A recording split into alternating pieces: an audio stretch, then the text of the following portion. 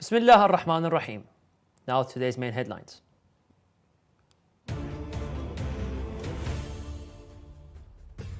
Renowned Britannica Encyclopedia publishes detailed report on Ahl Bayt school of thought.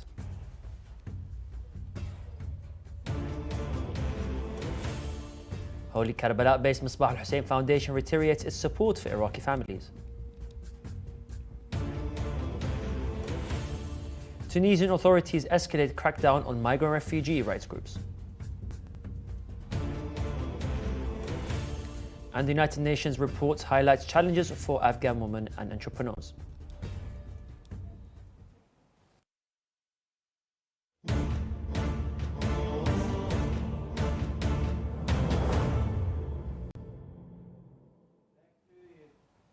Assalamu alaikum wa rahmatullahi wa barakatuh. This is Yunus Dawood and you're watching Shia Waves live from London, only on Imam Hussein TV 3. The renowned Britannica website has published a detailed report outlining the emergence and spread of the Ahl Bayt school of thought around the world. In its report seen by Shia Waves agency, the encyclopedia said that the school of thought first emerged after the martyrdom of the Holy Prophet ﷺ, as divisions began among the newly converted tribes, especially those who embraced Islam after the conquest of Mecca. The report continued that despite the Prophet's recommendations, particularly the Thaqalain narration, leaders of these tribes refused to relinquish leadership, leading to secret meetings where leadership was passed down, resulting in corruption and favoritism during the first reign of the third caliph, ultimately leading to the mysterious death. And authors of the report praised the Shia in Iraq for enabling Imam Ali alayhi salam to be their leader and to resolve the conflicts during the battles of Jamal and Siffin after he chose Kufa to be his capital. It emphasized that despite subsequent conspiracies against the Islamic message by leaders in the Muslim world, the descendants of the Prophet Muhammad ﷺ adhered to his teachings in correcting deviations through strong leadership. The Britannica website highlighted the significant event of the Battle of Karbala, where Imam Hussein alayhi salam, the grandson of the Prophet Muhammad, was martyred by the Umayyad army in 61 after Hijrah. It concluded the detailing revolutions ignited by followers of the Shia school against deviant regimes in later Islamic history, emphasizing their lasting impact on the present state of the school of thought. The Holy City of Karbala-based Misbah al-Hussein Foundation for Relief and Development, one of the centers affiliated with the office of Grand Ayatollah Sayyid Sadiq al-Hussein al-Shirazi, has reaffirmed its commitment to providing support and assistance to Iraqi families. The foundation's director, Abdul Sahib al-Kishwan, told Shia Waves agency, the foundation, guided by its humanitarian mission and the recommendations of the Supreme Religious Authority, seeks to meet the needs of needy families in the Holy City of Karbala and across the Iraqi provinces. He points out that the Charter for the Protection of Iraqi Orphans, developed by the foundation and delivered to the central government in Baghdad, is the first project of its kind in the country, calling for the establishment of a private foundation dedicated to caring for the orphans, similar to the Martyrs and Political Prisoners Foundation. Over the past 2 weeks, Tunisian authorities have arrested, summoned and investigated the leaders and members of at least 12 organizations, accusing them of vague charges such as financial crimes for providing aid and support to migrants and refugees. This includes a Tunisian NGO that partners with the UN Refugee Agency to assist asylum seekers. Authorities have also arrested at least 2 journalists and referred them to trial for their independent reporting on the situation.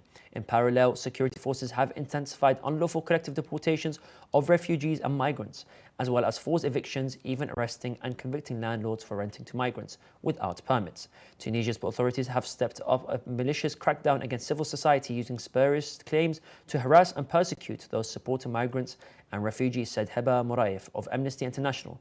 This campaign, back to the president himself, puts vulnerable populations at grave risk and undermines the vital work of human rights defenders. Let us remind our respective viewers of today's headlines. Renowned Britannica Encyclopedia publishes detailed report on Ahl Bayt school of thought.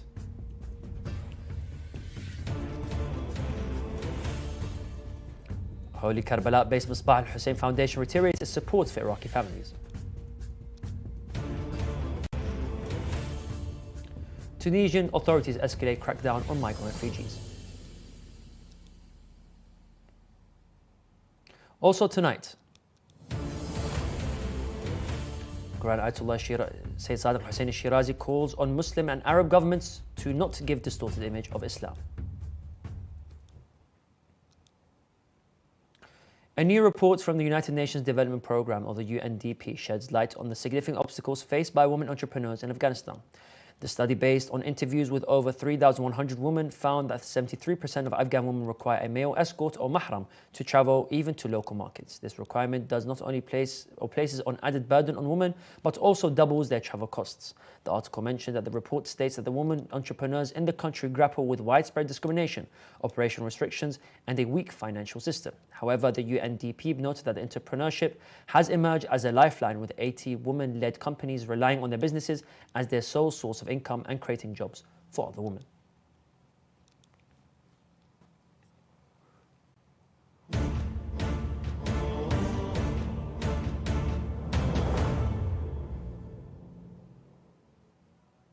And now continue with some shorter news. Doctors Without Borders, or the MSF, on Thursday said in a statement that at least 56 people died in El Fasher, the capital of Sudan's North Darfur state, between last Friday and Wednesday as deadly fighting escalates. At the city's South Hospital, 454 casualties have arrived since last Friday, of whom 56 have succumbed to their injuries, according to the humanitarian organization. The MSF added that the wounded and death toll are likely far higher since the fighting continues to be so intense that many people cannot reach the hospitals. War in Sudan between the SAF and the RSF broke out in April 2023, according to the United Nations Office for the Coordination of Humanitarian Affairs. Since the war's outbreak, more than 8.8 million people have fled their homes and 24.8 million people are in need of assistance. In a move that has drawn widespread criticism, India granted citizenship to 14 people on Wednesday under the country's new Citizenship Amendment Act, or the CAA. The CAA, a key election promise of Prime Minister Narendra Modi's government, fast-tracked citizenship for non-Muslim refugees from Pakistan, Bangladesh and Afghanistan who arrived in India before 2014.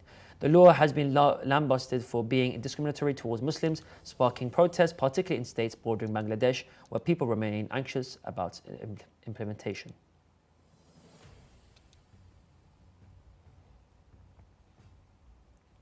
Al-Mashhad al-Radhawi Holy Quran, one of the oldest and rarest Quranic manuscripts, will be showcased at the Doha International Book Fair in a move to enhance cultural and religious ties.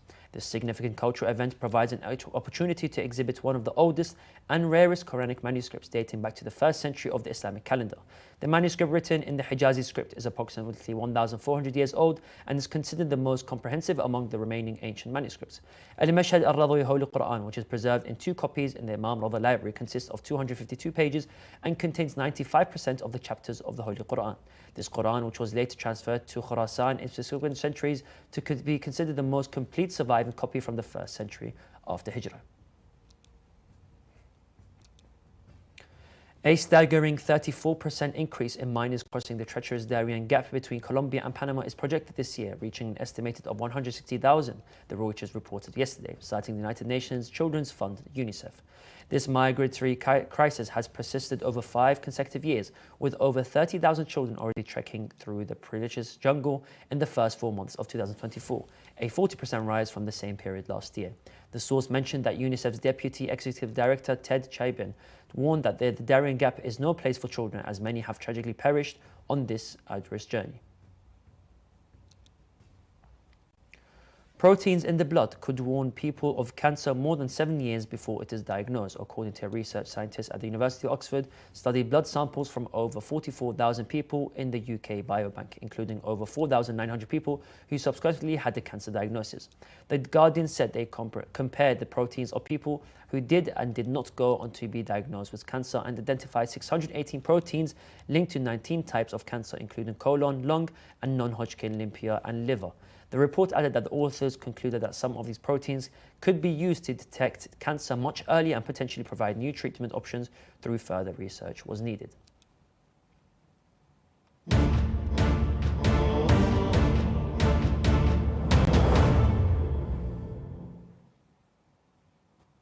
The Supreme Religious Authority, His Eminence Grand Ayatollah Sayyid Sadiq al-Hussein al-Shirazi, stated that the partial implementation of Islam gives a distorted image of the noble religion and gives others the right to violate its sanctity. In a brief statement published on his official website, Grand Ayatollah Shirazi described the countries that claim to belong to Islamic or authentic Islam as being far removed from the teachings of the Holy Prophet and his holy family. His Eminence criticised what is happening today in the Arab and Islamic countries which are supposed to follow the true Islam, particularly in oppressing and repressing people and depriving them of their legitimate rights. He explained that the state of some Islamic countries that boast of implementing Islam only applies the punishment of flogging for adultery and chopping of the hand of the thief. Wondering, is this Islam and nothing else? The Supreme Religious Authority had previously emphasized on several occasions that governments and leaders should care for their people, ensure a dignified life for them, and follow the advice and the teachings of the Holy Prophet and Amir al-Mu'mineen alayhi salam, and the divine approach of their governance. Grand Ayatollah Shirazi concluded his speech by warning that the departure of the governments in Arab and Islamic countries from implementing the true Islamic teachings and the rebellion against these teachings will eventually lead to the dramatic downfall of these governments if they continue with their oppressive approach. We have reached the end of today's Shia Waves. Let's remind our dear viewers of today's headlines. Renowned Britannica website publishes detailed report on the Ahl Bayt School of Thought. Holy Karbala-based Misbah al-Hussein Foundation reiterates its support for Iraqi families. Tunisian authorities escalate crackdown on migrant refugee right groups. United Nations report highlights challenges for Afghan women entrepreneurs. And Grand Ayatollah Sayyid Sadiq Hussein Shirazi calls on Muslim and Arab governments to not give distorted image of Islam. You can view the latest news on our Shia Waves website, or you can send news of your city or country to be published on our news agency. Contact us on the numbers at the bottom of the screen. Thank you all for watching, and we pray to Allah the Almighty to hasten the reappearance of the Master of our time. Wassalamu alaikum wa rahmatullahi wa barakatuh.